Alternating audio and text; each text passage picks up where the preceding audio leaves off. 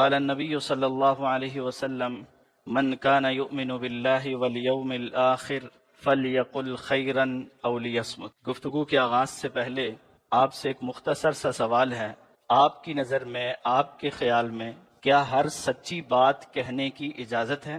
چند مثالیں میں آپ کے سامنے رکھتا ہوں، ان کے بعد پھر آپ اپنے آپ سے پوچھئے گا کہ جو آپ کا جواب تھا وہ صحیح تھا یا غلط تھا۔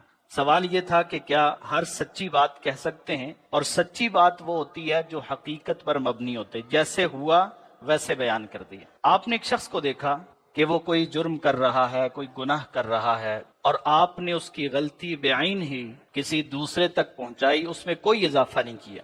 آپ نے جا کے اسے بتایا کہ فلاں جسے آپ بڑا نیک سمجھتے تھے، آج میں نے اسے دیکھا ہے وہ یہ کام کر رہا تھا۔ یہ آپ کا بتانا ٹھیک ہے؟ آپ سچ بتا رہے ہیں، جو آپ نے دیکھا ہے وہ بیان کر رہے ہیں، لیکن یہ کہنے، بیان کرنے اور کسی کو بتانے کی اجازت نہیں ہے۔ اگر کوئی ایسا کرتا ہے تو اسے غیبت کہا جاتا ہے، اور اس غیبت کے حوالے سے قرآن مجید میں اللہ رب العالمین فرماتے ہیں وَلَا يَغْتَبْ بَعْضُكُمْ بَعْضًا، کہ تم میں سے کوئی کسی کی غیبت نہ کرے۔ أَيُحِبُّ أَحَدُكُمْ أَن يَأْكُلَ لَحْمَ أَخِيهِ مَيْتًا، کیا تم میں سے کوئی یہ چاہتا ہے کہ وہ اپنے مردہ بھائی کا گوشت کھائے؟ لیکن ہوتی کیا غیبت؟ اللہ کے رسول صلی اللہ علیہ وسلم نے صحابہ کرام سے سوال کیا، کیا تم جانتے ہو کہ غیبت کیا ہے؟ صحابہ نے عرض کی اللہ اور اس کے رسول بہتر جانتے ہیں۔ تو آپ صلی اللہ علیہ وسلم نے فرمایا کہ آپ کا اپنے بھائی کے بارے میں وہ بات کہنا، کسی کو وہ چیز بتانا جو وہ خود نہیں بتانا چاہتا، یہ غیبت ہوتا ہے۔ ایک صحابی عرض کرنے لگے اللہ کے رسول، اگر ہم اس کی وہی برائی بیان کر رہے ہوں جو برائی اس کے اندر موجود ہو تو کیا اس کی بھی اجازت نہیں ہے؟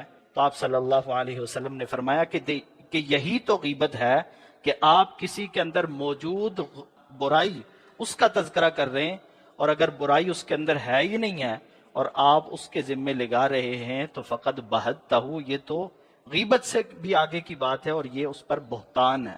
دوسری مثال، آپ نے کسی شخص کو دیکھا کہ اس میں کوئی جسمانی معذوری ہے، جس کی آنکھ خراب ہو سے کیا کہتے ہیں؟ کانا۔ جس کی ٹانگ ٹوٹی ہوئی ہو یا خراب ہو سے کیا کہتے ہیں؟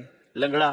آپ نے کسی شخص کو دیکھا کہ اس میں یہ معذوری ہے، کان، آنکھ یا کوئی کسی قسم کی بھی، اور آپ نے اس کو اسی طرح پکارا، آپ نے کہا لنگڑے میری بات سننا، تو کیا خیال ہے وہ لڑ سکتا ہے آپ سے کہ میں لنگڑا نہیں ہوں؟ کیا تو آپ سچ رہے ہیں، لیکن کیا کہنے کی اجازت ہے؟ اس بات کا صرف سچا ہونا یہ اس کے کہنے کی اجازت کی دلیل نہیں ہے۔ اور بہت ساری مثالیں ہیں، آگے بڑھتے ہیں۔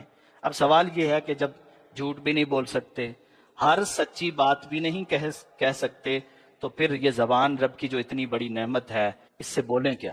تو اس کا طریقہ مجھے اور آپ کو نبی کریم صلی اللہ علیہ وسلم نے بتایا ہے کہ من کان یؤمن باللہ والیوم الآخر، کہ جو اللہ پر ایمان رکھتا ہے، آخرت پر یقین رکھتا ہے، وہ کیا کرے؟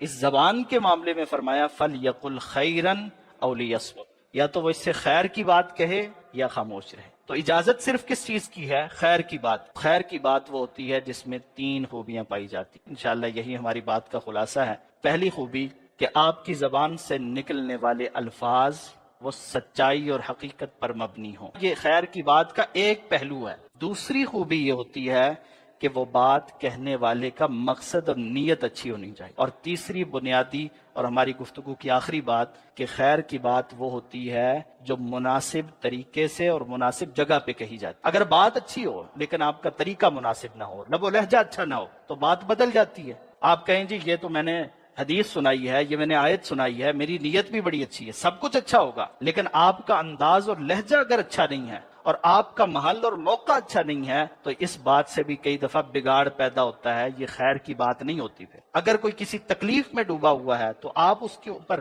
مرہم رکھنے کے بجائے کبھی نمک پاشی کر سکتے ہیں اپنے الفاظ سے، اور کبھی اگر کوئی تکلیف میں ہے، آپ کا لہجہ اچھا ہے تو نمک ڈالنے کے بجائے آپ اس کے اوپر مرہم رکھ سکتے ہیں۔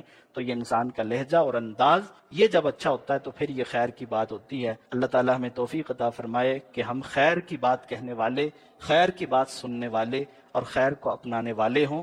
اللہ تعالیٰ ہمیں ہر قسم کے شر سے، فتنوں سے محفوظ رکھے، اور زبان کے فتنے تو بے شمار ہیں، اللہ تعالیٰ ان فتنوں سے ہم سب کو محفوظ رکھے۔ وآخر دعوانا الحمدللہ رب العالمین۔